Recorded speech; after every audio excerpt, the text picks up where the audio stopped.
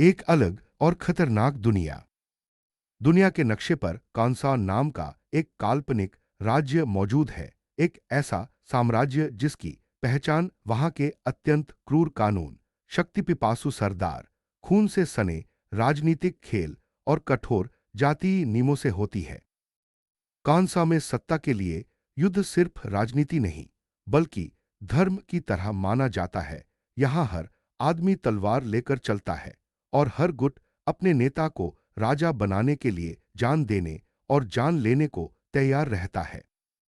कांसा पर शासन कर रहा है राजा मानव, और उसका बेटा है वाराधर राजा मानव, जो कांसा का भविष्य माना जाता है। लेकिन वाराधर की राह में सैकड़ों दुश्मन खड़े हैं, और इस आग के बीच एक नाम सबकी रगों में डर भर देता है, दीव, जिसे लोग साला कहकर पुकारते हैं।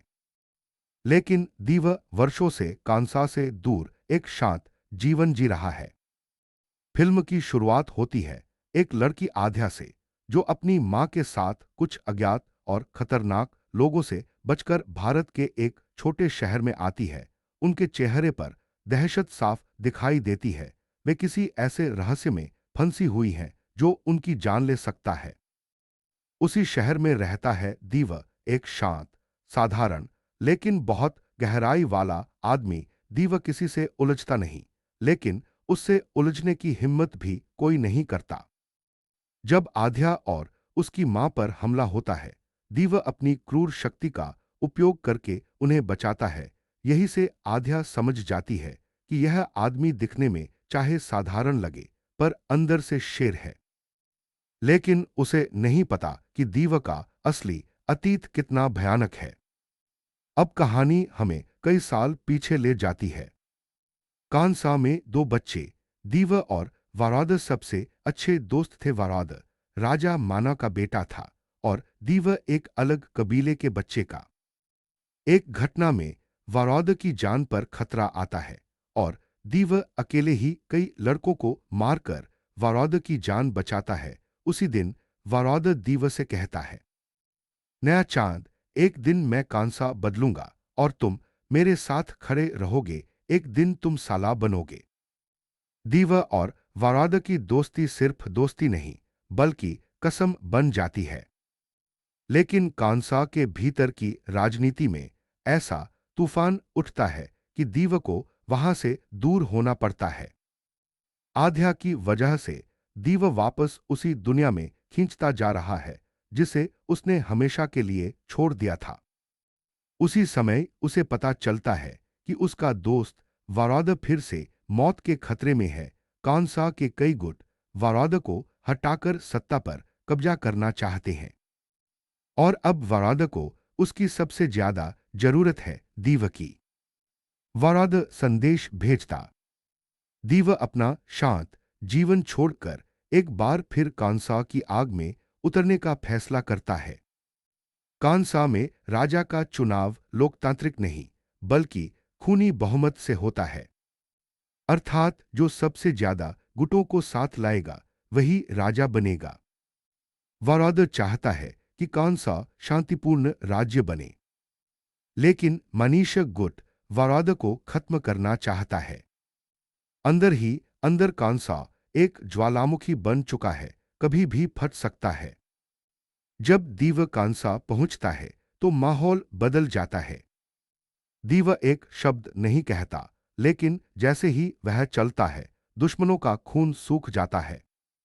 एक एक कर गुट वाराद पर हमला करते हैं और दीव अकेला खड़ा होकर सैकड़ों को मौत के घाट उतार देता है। प्रभास का दीव अवतार, विशाल, शांत लेकिन भीतर ज्वालामुखी और खून से खेलने वाला योद्धा। लोग फुसफुसाते हैं, क्रॉस वो आगे, सलार आगे। मध्यम सफेद तारा आध्या के रहस्य से खतरनाक मोड़। आध्या कौन है? वह कांसा से भागकर क्यों आई थी? कौन उसे मारना चाहता है? धीरे धीरे सच्चाई सामने आती है। आध्या कांसा की राजनीति से जुड़ा एक बड़ा राज जानती है। अगर उसका सच सामने आ गया तो कई गुटों की सत्ता खतरे में पड़ जाएगी। इसलिए लोग उसे मारना चाहते हैं। लेकिन अब उसके बीच में खड़ा है दीवा जो किसी को उसे छूने नहीं देगा। मध्यम सफेद तारा वाराद वीएस उसके अपने लोग। वाराद को अपने ही कबीले के नेता धोखा देते हैं। वे उसे झूठे आरोपों में फंसाकर गद्दार साबित करना चाहते हैं। वाराद घायल हो जाता है। कांसा के सभी रास्ते बंद हो जाते हैं। यही वह समय है जब दीव अपना असली रूप दिखाता है। एक बड़े युद्ध में दीव वाराद को बचाता है और कांसा के आधे गुट उसे अजय मान लेते हैं। मध्यम सफेद तारा सबसे बड़ा ट्विस्ट दीव का असली दर्जा। फिल्म के अंत में पता चलता है कि बढ़ा लाल गोला दीव सिर्फ वाराद का दोस्त नहीं। बढ़ा लाल गोला बल्कि कांसा के असली उत्तराधिकारियों में से एक है। बढ़ा लाल गोला और भविष्य में वही कांसा का राजा बन सकता है। कांसा में एक पुरानी परंपरा है। राजा का असली उत्तराधिकारी वह होता है जो शौर्यांग और आधैर्यांग दोनों को झुका सके।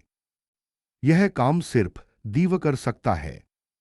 वाराद यह जानता है और यही कारण है कि वह दीव को वापस बुलाता है। मध्यम सफेद तारा अंत दोस्त वीएस दोस्त। फिल्म के अंत में दो बातें साफ हो जाती हैं। एक दीव और वाराद का रास्ता एक होने वाला है। दो लेकिन भविष्य में यही रास्ते एक दूसरे के खिलाफ हो जाएंगे। प्रशांत नील ये संकेत देते हैं कि पार्ट 2 में दीव और वाराद एक दूसरे के सामने खड़े होंगे। जहां एक दोस्त राजा बनना चाहता है और दूसरा साला बन चुका है।